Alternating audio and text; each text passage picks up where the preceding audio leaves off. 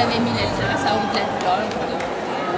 Mais tu sais, je travaille assez fort avec leur cerveau, on est tout le temps.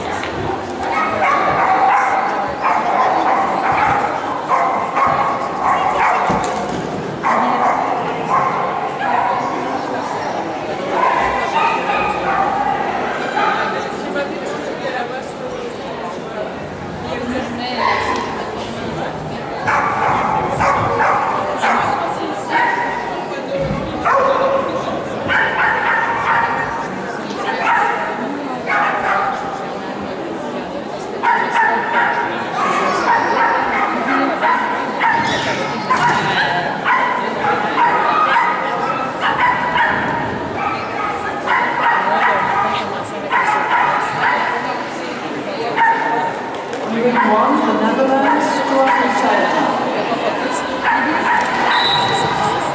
China.